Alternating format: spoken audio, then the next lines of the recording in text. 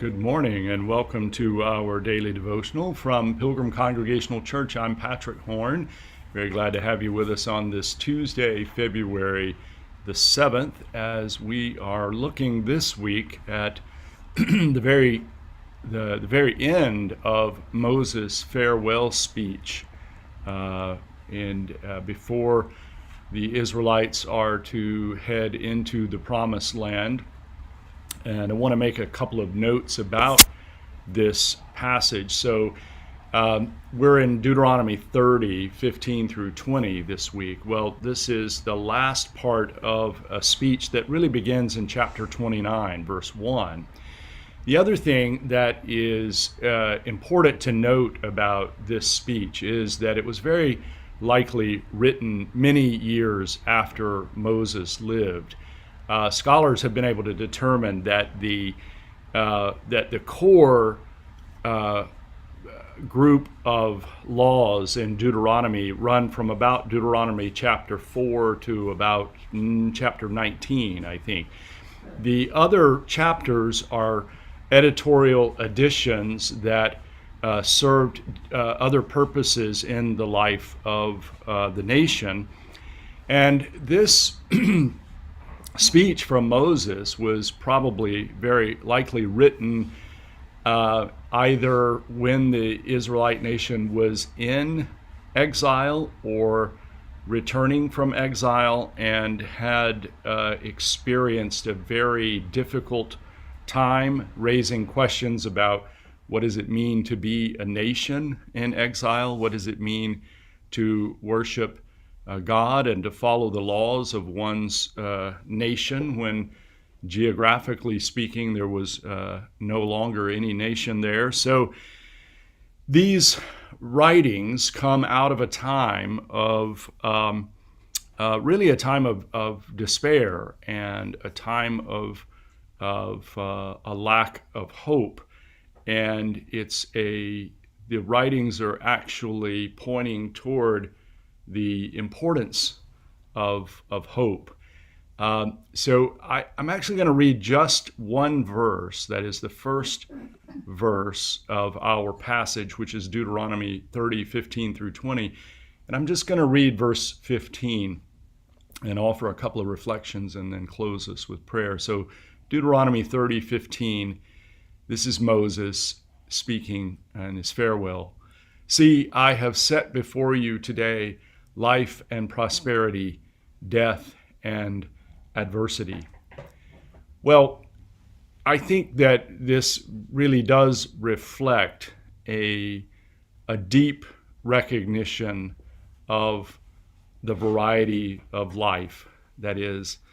And we're usually more able to speak in this way when we've had some deep experiences of despair or difficulty or challenge. We're able to see how life runs this extraordinary gamut between unbelievable joy at times in our lives over various kinds of experiences, and then unbelievable depths of difficulty and challenge. And one of the things I want to point out about this passage this week that I think is very important, and that is this passage is really saying that human beings need hope. That is, that humans necessarily, that is, to be able to choose life, as the passage will encourage. To choose life, humans have to have hope.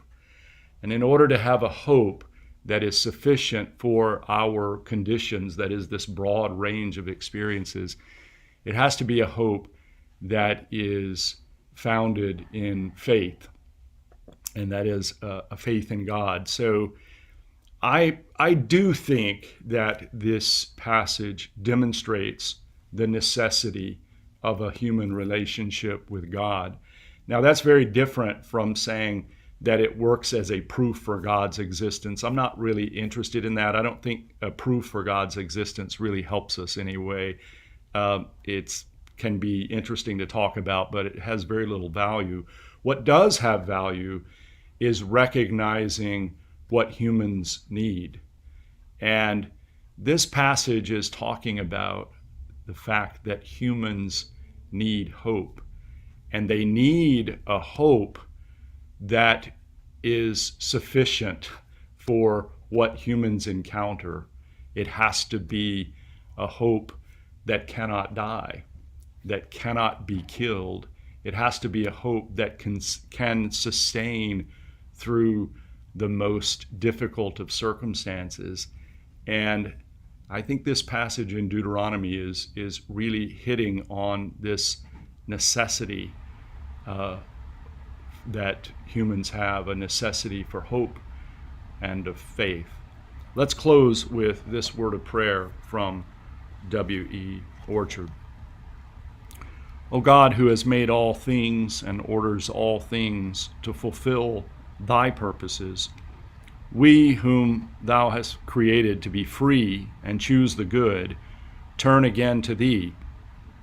For our freedom is found only in thy service, and there is no good that we desire beside thee.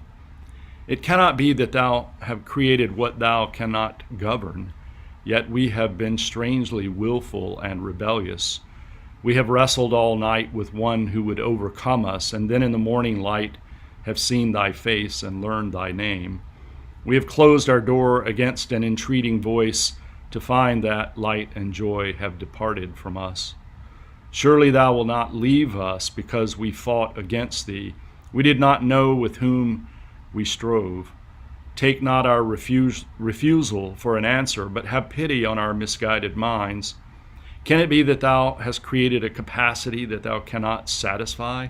That these hearts must forever hunger and never be filled, these eyes strain to watch for a glory that they can never behold?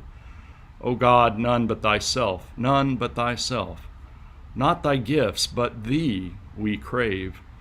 Thus we lift to thee our broken cries, thus we turn to thee our waiting eyes. If we may not see thee as thou art, then gather thyself into human form, come to us through the night. Walk upon the waves of the storm and bid us be not afraid. If thy love cannot be told, then pour it forth in sacrifice that we may see and understand. So shall our pain be assuaged and our hearts comforted of their sorrows. Like the night enwraps the hills as stars steal into the skies, like a shepherd folds his sheep, as a mother stills her child. Like calm after storm, rest after battle, hope after fear. O come. Amen. Thank you for joining me this morning from Pilgrim Congregational Church. I'm Patrick Horn, and I hope that you have a very good day. Goodbye.